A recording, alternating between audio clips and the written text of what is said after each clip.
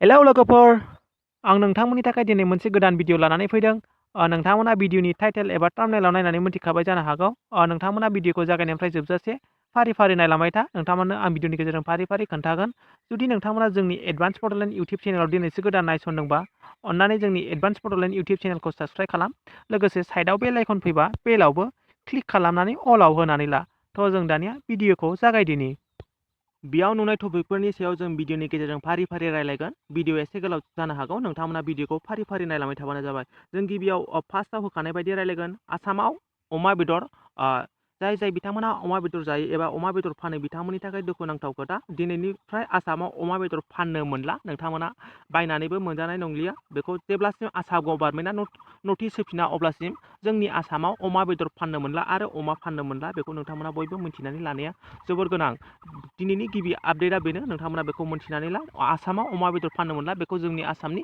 एग्रिकालसार डिपार्टमेन्टनि बिथां मिनिस्टार अतुल बराया मैया प्रेस कनफारेन्सनि गेजेरजों डिक्लेयार खालामना होदों दिनैनिफ्राय आसामाव अमा बेदर फाननो मोनला आरो बायनानै जानो मोननाय नंलिया नोंथांमोना बेखौ मिथिनानै लानाया जोबोर गोनां दानिया जों नैथि आपडेटनि सायाव रायलायगोन PM किसान जाय जाय बिथांमोना PM किसानाव एप्लाइ खालामनायाव आधार कार्ड होआखैमोन अफलाइन खालामनायावनो जा अनलाइन खालामनायावनो जा जाय जाय बिथांमोना आधार कार्ड होआखैमोन बिथांमोननि स्टेटासा Aadhaar card verification is pending जानानै दं बियो मानि थाखाय जादों नोंथांमोननो आं खोन्थागोन नोंथांमोना खोनासंलांबाय थाबानो जाबाय जाय जाय बिथांमोना PM किसानाव आधार कार्ड होआखैमोन बिथांमोननि आधार कार्ड स्टेटासाबो Aadhaar card verification is pending जानानै दं बियो मानि थाखाय जादों आं नोंथांमोननो बेखौ नोंथांमोननि आधार कार्डनि जायगायाव नोंथांमोननि बेंक एकाउन्टखौनो होदों बिनि थाखायनो Aadhaar card verification is pending जानानै दं नोंथांमोना गाव गावनि स्टेटासखौ चेक खालामनानै लानो हागोन नोंथांनि बेंक एकाउन्टखौनो नोंथांनि आधार कार्डआव होनायलाय नोंथांनि Aadhaar card verification is pending जानानै दं नोंथांमोना बेखौ चेक खालामनो हागोन नोंथांमोना बेखौ गिनांगौनि खोथा गैया नोंथांमोनाव बे फैसाया हाबबाय थागोन 31 मार्च 2021 सिम बिनि उनाव नोंथांमोना जुदि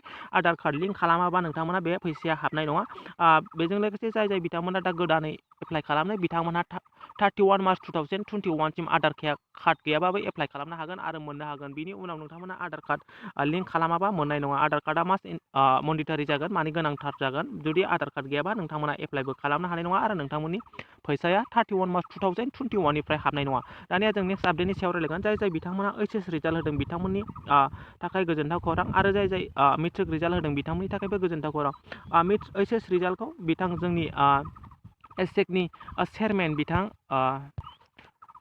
दानियान्द बरग'हाया प्रेस कनफारेन्सनि गेजेराव बुंदों निउस लाइभ निउसआव बुंदों बिथाङा HSनि रिजाल्टखौ जेब्ला लकडाउना जोबगोन बिनि 15 दिन आरो 20 दिननि गेजेराव रिजाल्टखौ डिक्लेयार खालामगोन होननानै बिथाङा निउस लाइभनि गेजेरजों बुंदों बिथाङा जेब्ला लकडाउना इन्डियानाव जोबगोन बिनि उनाव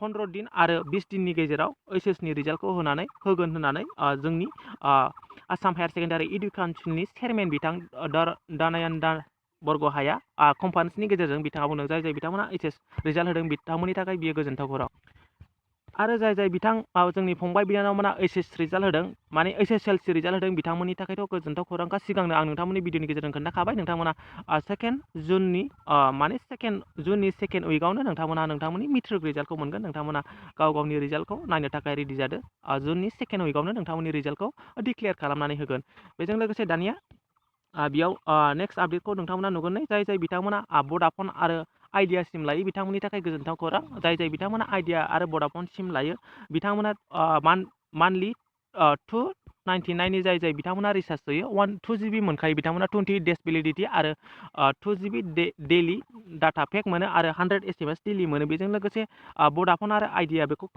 जाय जाय बिथांमोना 299नि रिसार्ज होगोन आरो बिनि गोजौआव रिसार्ज होगोन बिथांमोननो 2 GB डेलि फ्रि होबावगोन टटेल 4 GB मोनगोन बिथांमोना जाय जाय बिथांमोन भडाफन आरो आइडिया सिम लायो बिथांमोननि थाखाय बियो जोबोद गोजोनथाव खौरां जुदि नोंथांमोनाबो भडाफन आरो आइडिया सिम लायोबा भिडिअनि डिसक्रिपसनाव थांनानै कमेन्ट सेक्सनाव थांनानै कमेन्ट खालामना खोन्थाहर नोंथाङा बे 2 GB फ्रिखौ मोनो ना मोनाखै नोंथांमोना खोन्थाबानो जाबाय बेजों लोगोसे जों दानिया नेक्स्ट आपडेटनि सायाव थांगोन बेयाव नुदों नोंथांमोना कनस्ट्राक्सन वर्कार गोबां मानसियानो सोंनायलाय आं बेखौ दिनै बे भिडिअआव सोदेरबावनाय जाबाय नोंथांमोना बेखौ मोनथिनानै लानाया मोजांखाबो आं बेनिखायनो बे भिडिअनि बे टपिकखौ होफानाय जाबाय जाय जाय बिथांमोना कनस्ट्राक्सन वर्काराव रेजिस्ट्रेसन खालामदों बिथांमोननि थाखाय आसाम गभर्नमेन्ट आरो सेन्ट्रेल गभर्नमेन्टआ आसाम गभर्नमेन्टनिफ्राय 1000 सोनानै हरदों आरो सेन्ट्रेल गभर्नमेन्टनिफ्राय 1000 सोनानै हरदों जायखिजाया मदिया लकडाउन फोसावजेननायावनो 31,000 क्रल बाजेट खालामखादोंमोन कनस्ट्राक्सन वर्कारफोरनो लेबार मावग्राफोरनि फोरनो बे फैसाखौ सोना हरो। बेजों लोगोसे जोंनि आसाम गभर्नमेन्टनि बिथां चिफ मिनिस्टार सर्बानन्द सन'वाल बिथाङाबो कनस्ट्राक्सन वर्कारफोरनो 1000 सोनानै हरगोन होननानै डिक्लेयार खालामखादोंमोन। बेजों लोगोसे डिक्लेयार खालामनाय लेखा बे फैसाखौ बयनिबो लेबार फोरनो एबा कनस्ट्राक्सन वर्कारफोरनो सोनानै हरबाय। जुदि नोंथांमोना दासिमबो चेक खालामाखैबा चेक खालामनानै लानो हागोन। बेखौ जाय बिथांमोना कनस्ट्राक्सन वर्काराव एप्लाइ खालामदों बे समावनो बे माने बेंक एकाउन्टखौ लाखिखायो। नोंथांमोना बे बेंक एकाउन्टआवनो सोनानै होबाय। जुदि दासिमबो सोरबाफोर कनस्ट्राक्सन वर्कार बानायाखैबा बानायनानै ला। बेखौ बानायबा गोबां बेनिफिट दं। नोंथांमोना मोनथिनानै लानाया जोबोद गोनांथार। बेखौ बानायबा मा बेनिफिट मोनो आं बिनि सायाव भिडिअ खालामखानाय दं एबा बेखौ बोरै एप्लाइ खालामो बिनि सायावबो भिडिअ खालामखानाय दं। अननानै नोंथांमोना बे भिडिअखौ नायबानो जाबाय। आं बेखौ मोननैसो खोन्थानि जाय बिथांमोना बेखौ बानायगोन बिथांमोननि जायनि बिमा बिफाया बे कार्डखौ बानायगोन बिथांमोन गथ'फोरनो स्कलारशिपबो होनाय जागोन। आरो बेजों लोगोसे जाय बेखौ बानायगोन थाइसेबो सुद नांलाय लायै बिथांमोना 5 लाखसिम लन लानो हागोन। जुदि 5 लाख लन लायोबा नोंथांमोना 5 लाख गथा हैफिननांगोन। बिनि उनाव नोंथांमोना सुदबो हैनाय नङा। नाथाय बेखौ खनसेल' मोनगोन। नोंथांमोना उनाव नेक्स्ट लाबावनोबा सुद होनांगोन। बेजों लोगोसे जाय बिथांमोना मेडिकेल चेकआप खालामनोबो नोंथाङा बोसोराव 5000 मोनबाय थागोन।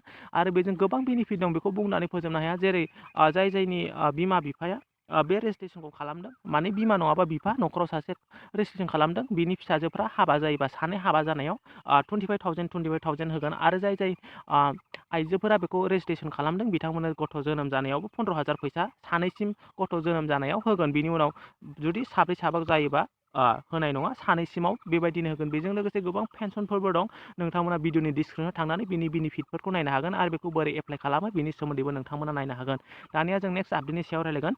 WhatsApp एड्सनि सोमोन्दै नोंथांमोना मिथिखागौ। WhatsApp जाय बयबो जों WhatsApp बाहायखायो नोंथांमोना बयबो मिथिगौ।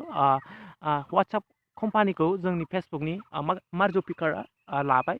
दा बिथाङा डिक्लेयार खालामदों अफिसियेलि डिक्लेयार खालामबाय। WhatsAppआव एड्स फैसिगोन। जाय बिथांमोना एड्स नोंथांमोना मिथिखागौ। एड्सआ जेरै जों अबेबा वेबसाइट एबा अबेबा माबा इउटिउब भिडिअफोर नायोबा बेयाव एड्स फैयो। थिग बेबायदिनो WhatsAppआवबो एड्स फैसिगोन। बेयो जोंनि थाखाय बिराद एसे उसुबिदा जासिगोन। एड्स फैनायाव जुदि नोंथांमोना WhatsApp अपेन खालामोबानो बेयाव एड्सफोर माबा माबि कम्पानि एबा माबा माबि प्रडाक्टनि एड्स खोन्थासिगोन। नोंथांमोना बेखौ मोनथिनानै लानाया मोजां। बे फिचार्सखौ नोंथांमोना मोजां मोनदों ना गाज्रि मोनदों भिडिअनि कमेन्ट सेक्सनाव थांनानै कमेन्ट खालामनानै खोन्थाहरबानो जाबाय। बेजों लोगोसे दिनैनि भिडिअआ एसेनोसै। नोंथांमोना माबाफोर बुजियाखैबा कमेन्ट खालाम। आं हागौमानिखौ रिप्लाइ खालामगोन।